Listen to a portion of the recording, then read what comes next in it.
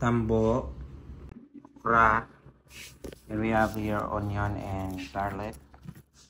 Then of course we have a corn and tagapang or saluyot, shrimps. And we're going to put tambo here. Then maglagay tayo ng tubig. I-boil natin ang tambo para mawala yung pait. Ito na guys, takpan na. Tsaka boil. I-boil natin yung yung tambo natin para mawala yung pait. So, na-boil natin siya guys. Tsaka ngayon kumukulo na siya, no?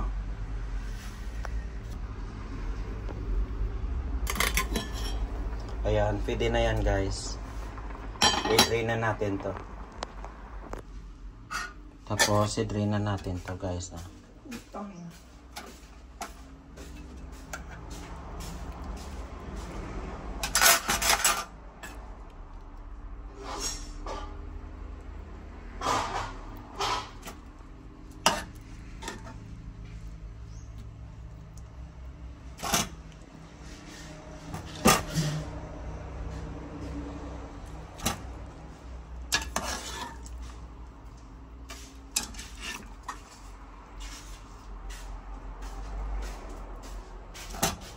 So ayan na guys. So, nainit na po yung cooking pan natin. Maglagay tayo ng konting cooking oil lang. Ayan. May cooking oil na yan. Pinainit lang natin. Tapos maglagay tayo ng garlic.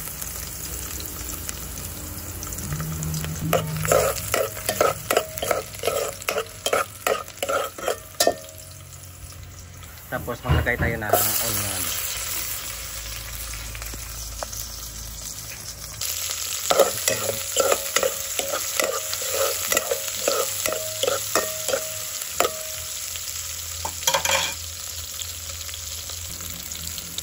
Right after maglagay na shrimp. Ito natin ang shrimp.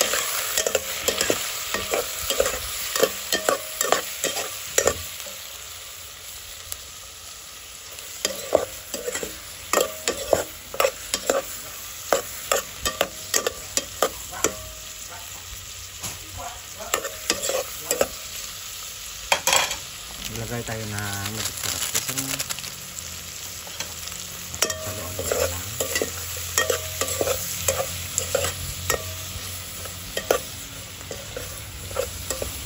right after we're going to boil it, put water.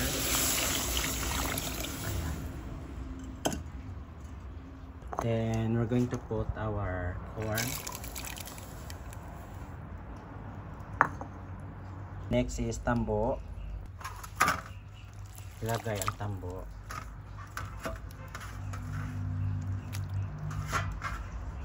And boil this guys.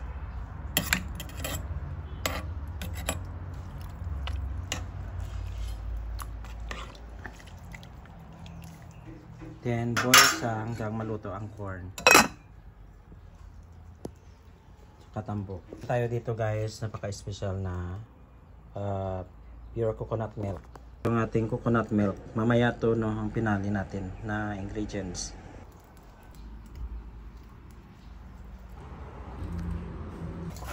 Then right after guys, maglagay na tayo ng saluyot.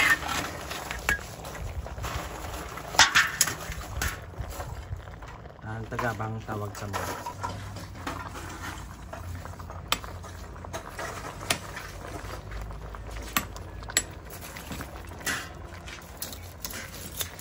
Ayan.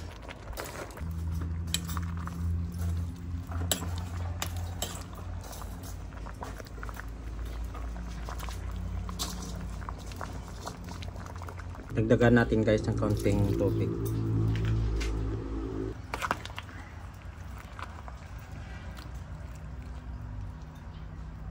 Tikman ng sabaw.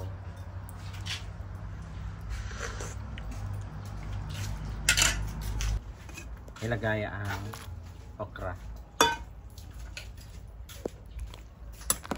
Okay. Ayan guys.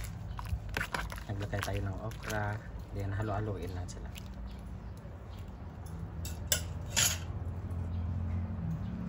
Tayo ng little of sugar, salt. Halo-haloin lang.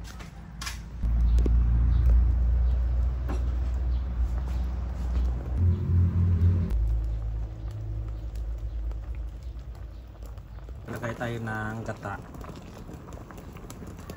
So, pinali natin yung pure coconut milk.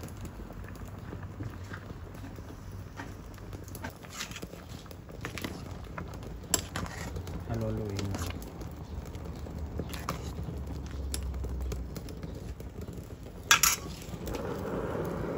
natin ang sabaw. Sarap. Tama na po. Done cooking. Light, no? Okay, ito po yung ating recipe, guys, no? Tambo with shrimps. Filipino recipe. With corn to, guys, no? It is very delicious. This is your Some Cooking. Don't forget to subscribe, like, and share. Thanks for watching. Yummy. This is my ulam for today.